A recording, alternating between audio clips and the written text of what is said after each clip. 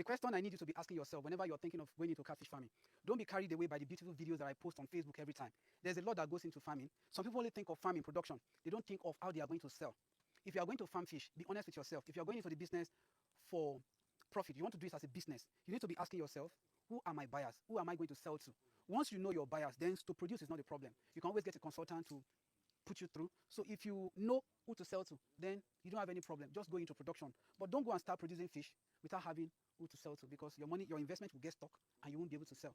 Think of making proper market research so that you know your potential buyers before you venture into catfish farming. Now, when you are a farmer, especially a catfish farmer, you're already jack of all trades, because you will do a lot of things you're not expected to do. You will do plumbing, you will do electrician work, you will do digging and construction. Right now, what we are doing here, we've done a lot of work on the farm. We've done plumbing already. Now we are digging. We are reconstructing a pond. We just finished a cycle of catfish farming. After every cycle, we do proper maintenance of an earthen pond before we bring new set of fish. Now you see where I'm standing? I am standing inside the mud.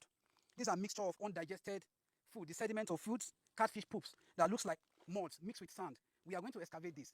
So these are the part of the things we are doing in order to prepare for new set of juveniles that we are going to be introducing into this pond. So what we are doing now, we are reconstructing the walls of this pond. We are reinforcing it, because when you farm fish in a pond, over time, the actions of the catfish makes the surrounding walls of the pond to cave in and it will collapse. And it is only right for us to reconstruct. And for us to reconstruct, we get empty Dangote cement bags. We put sand in it, we tie it up, and we arrange it. You see the way we arrange it neatly? That is bagging of pond. Now this thing that we are doing, this is our own crude way of maintaining our own pond, because we don't have money. For people that have money, they do casting, they cast the walls of their pond. But this way, we are only trying to spend little money. With little, we are achieving huge results. We don't want to break the bank before we achieve huge results. So what we are doing here, we've been bagging. We've used about 1,500 bags, about 125 dozens of empty cement bags. We put sand in it and we use it to reinforce the walls of this pond. This thing that you are seeing here can last for about 3 years with proper maintenance. If you don't expose it to direct rays of the sunlight, this bag can be inside your pond, because all of these bags are supposed to be submerged inside water. So submerging them, when only one weather condition is acting on the bag, especially when they are inside water, they will not go bad. They can last for about 3 years. When we want to do jobs like this on the farm, it is not my regular staff that does this job. We hire people to come and do it. So it's on contract basis, because it is not every time, on every occasion, that we do this type of work. We only do this when we newly dig an earthen pond, because after an excavator digs, then the next thing is to bag the pond. Bagging is a whole different thing entirely. So you dig your pond, then you bag it. After bagging, they excavate the mounds and then they put net over. So whenever I want to do this type of job, this Oga Francis, oh yeah, show your face. So whenever we want to do this type of job on the farm, this Oga is Oga Francis. I know you must have been seeing him in my videos. He's the one that takes these jobs. We do on contract basis, like he's Oga on his own. I only call him to come and work on the farm when there is job that needs to be done. He has his own team of people, more than 30 people that works under him, that they do this job together. His service is available for you. I will share his contact with you. Mind you, it will charge you. This work, you need to pay people well. For me to do this type of pond, just budget your mind. I will not tell you how much I'm paying. Just budget your mind. I said this pond is about 12 meters by 7 meters, and the depth is over 1.5 meters. Now, you just budget about 200,000 naira for bagging alone. That is workmanship. I've not talked about the money you use to buy bags. You will get bag on your own. So there are a lot of things that we are doing. For those that thinks when we are doing farming, farming is a poor man job. Please, we spend a lot of money in making sure we farm fish the proper way. So I'm just using this medium to introduce him. If you need his service, I am not into pond construction. I am not into pond bagging. I am a farmer that loves to farm fish on my own farm. So if you need any kind of service, I can only refer you to people that I know that can get the job done very well, especially when it comes to digging a pond. If you want to dig pond manually, you can still get people to dig it. But any day, I will recommend the usage of an excavator.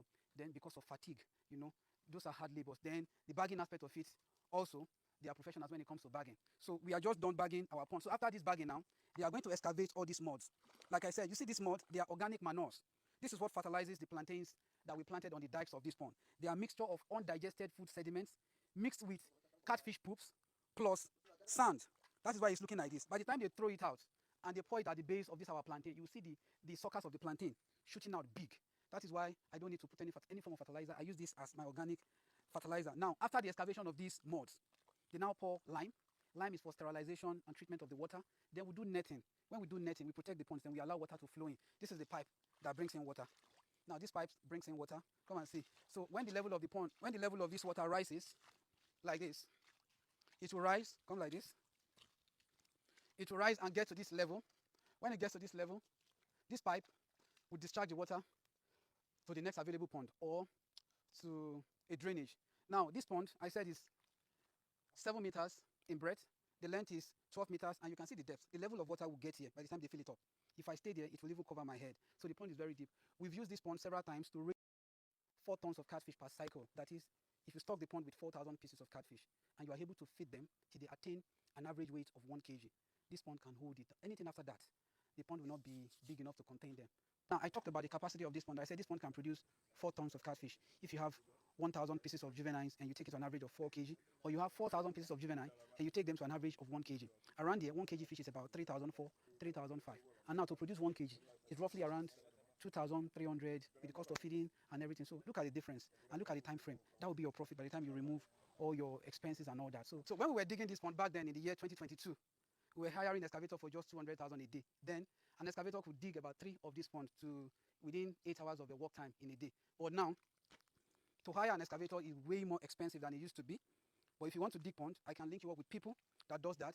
And when it comes to bagging, the man I introduced earlier can handle bagging for you. Now, we use an earthen pond.